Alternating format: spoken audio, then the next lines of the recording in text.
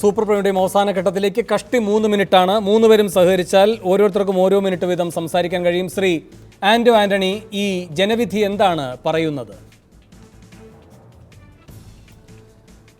പ്രാദേശിക തെരഞ്ഞെടുപ്പുകൾ പ്രാദേശിക വിഷയങ്ങളാണ്.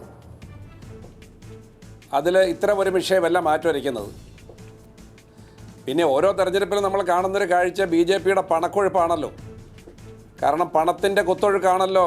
കാരണം കള്ളപ്പണത്തിനെതിരെ പോരാടുന്ന കള്ളപ്പണക്കാരെ കണ്ടാൽ അവർക്കെതിരെ എങ്ങനെയും പ്രതികരിക്കുന്നൊരു പാർട്ടിയുടെ പണത്തിൻ്റെ കുത്തൊഴുക്ക് നമ്മൾ ഓരോ തെരഞ്ഞെടുപ്പിലും കണ്ടുകൊണ്ടിരിക്കുക. അതുകൊണ്ട് അതൊരു പ്രധാനപ്പെട്ട വിഷയമായി എടുക്കേണ്ടതുണ്ട് എന്നെനിക്ക് തോന്നുന്നില്ല. ശ്രീ MP രാജേഷ്, ശ്രീ V മുരളീധരൻ പറഞ്ഞ കാര്യം സത്യമാണ്. ഒരു കാര്യം, ഈ ജനവിധികളെല്ലാം BJPക്കെതിരായിരുന്നെങ്കിൽ നമ്മൾ ആഞ്ഞടിച്ചേനെ എന്ന്, അത് സത്യമാണ്. അതുകൊണ്ട് മറിച്ചാണ് ജനവിധിയെങ്കിൽ അതെന്ത് സന്ദേശം നൽകുന്നെന്ന് വിലയിരുത്തേണ്ട ഉത്തരവാദിത്തമുണ്ട്. തീർച്ചയായിട്ടും ഒറ്റ കാര്യം അതിന് മുമ്പ് പറയട്ടെ. നേരത്തെ ശ്രീ V മുരളീധരൻ പറഞ്ഞത് സ്വന്തം വക്താവിന് ഹിന്ദി അറിയാത്തത് കൊണ്ടാണ് 15 ലക്ഷത്തിന്റെ കണക്ക് പറഞ്ഞത്. ഇപ്പോൾ മലയാളം ചാനലായതാണ് പ്രശ്നം എന്ന് പറയുന്നു. ഇപ്പോൾ ഭാഷയുടെ പ്രശ്നമല്ല ശ്രീ മുരളീധരൻ, നിങ്ങളുടെ നയത്തിൻ്റെതാണ്. ഇനി ജനവിധിയുടെ കാര്യത്തിലേക്ക് വന്നാൽ, ജനവിധിയുടെ കാര്യത്തിൽ അതിനുള്ള മറുപടി BJP തന്നെ പറഞ്ഞിട്ടുണ്ട് കഴിഞ്ഞ വർഷം നടന്ന തെരഞ്ഞെടുപ്പുകളിലെ പരാജയത്തെക്കുറിച്ച്.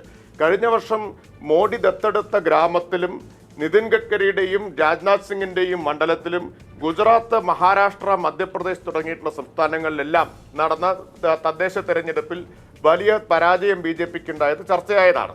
അന്ന് BJP പറഞ്ഞത് പ്രാദേശിക തെരഞ്ഞെടുപ്പുകൾ രാഷ്ട്രീയ അടിസ്ഥാനത്തിലല്ല, പാർട്ടി ചിഹ്നത്തിലല്ല മത്സരിക്കുന്നത്, പാർട്ടിയുടെ പേരിലല്ല സ്ഥാനാർത്ഥികൾ നിൽക്കുന്നത്, അതുകൊണ്ട് അതൊരു രാഷ്ട്രീയമായ പരാജയമല്ല എന്നാണ്.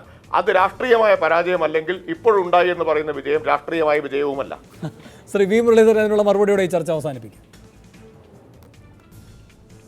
നല്ല ചോദ്യമാണ്. കാരണം മഹാരാഷ്ട്രയിൽ നടന്നിട്ടുള്ള തെരഞ്ഞെടുപ്പ് രാഷ്ട്രീയ അടിസ്ഥാനത്തിലാണ്.